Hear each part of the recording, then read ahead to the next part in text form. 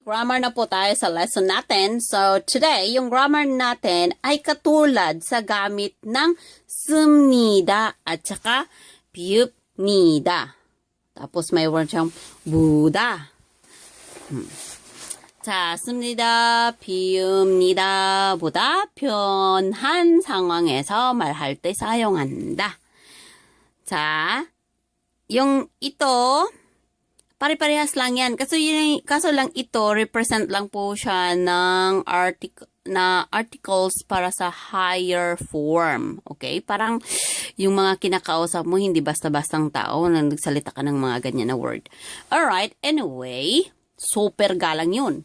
So, yung yo at saka o yo ay dinadagdag po siya sa verb. Alam mo na yung verb yung mga action words. Nalalaman natin yan sa English pa lang, di ba? Sa action word, katulad ng kain. It means 먹다. Tapos lagyan mo siya ng ayo. So, ano yan? Oyo. Naging 먹어요. 자, 먹어요. 자, let's see here. Kaya ang dagdagan natin ayo at saka oyo. So, nag-represent po siya ng present form. So, ano siya? Present form. Present form po siya. 의자에 앉아요. 그래서 sit on the chair. Sit on the chair. 동생이 있어요. 있어요 means have. meron. Diba? Yung word na 있다, yung original niya, dinagdagan na lang ng o, yo. Okay? So, next. 동생이 있어요. meron akong brother or sister. Basta may kapatid ako. 자, 지금 숙제해요. 해요 means hada yan yung original word. Naging 해요 na siya dahil ha plus 어요 ang dinagdag kasi niya. kasi 지금은 숙제해요. And then, explain ko po sa'yo bakit naging ganon. So, let's see this time. Paano po idagdag yung oyo at saka ayo? Alright. So, mayroon akong ipapakita. Kung kailan idadagdag yung ayo at saka kailan idagdag yung oyo. Nasaan ba yung chilpan ko? Adik. Ang aking chilpan. Alright. Mahiwagang board. Tiyagaan nyo na, syempre, ito lang meron sa atin. Uy, mayroon akong suklay nakita. Sorry po, nakakahiya akong suklay. Anyway. Alright. Sa, kailan natin gagamitin yung meron akong video nito last time ayo at saka yo.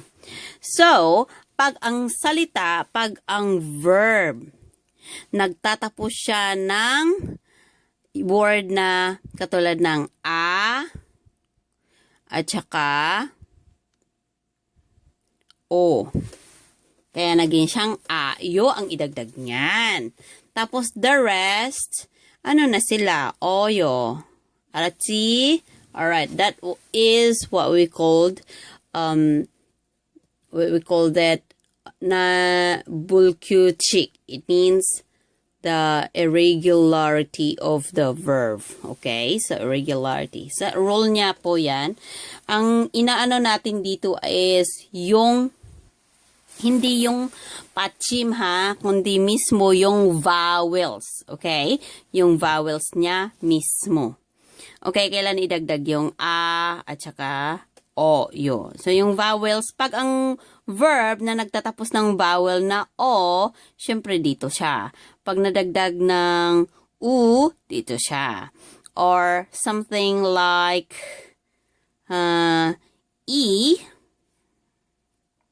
ganon. May ba?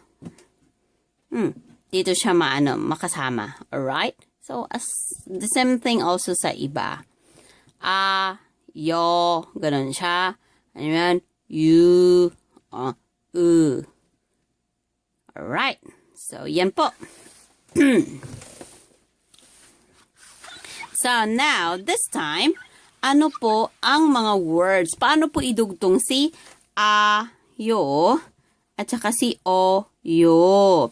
Nagre-represent po siya ng present form present tense po siya. Ito po yung present tense. So, ang kalaban niya po is verb plus ayo at oyo at saka adjective na ayo at saka oyo. Meron ba sa adjective dito? Oh, kasi ang adjective may present siya or may past form. Ibahin nyo po. Sa English po, verb lang po ang merong past form, present form, at saka future tense or yung mga ganun. But in Korean, dalawa po sa kanila. Yung verb nila at saka yung adjective. Meron po silang present form, past form, at saka present continuous sa word ng verb at saka adjective. Alright. So, now this time, maghanap po tayo ng verb na pagdagdagan natin. Katulad ng word na mukta. So, ang mukta, syempre yung original word niya na ta, matatanggal yan kasi idagdag natin yung o at saka yo. Kasi mogo, yo.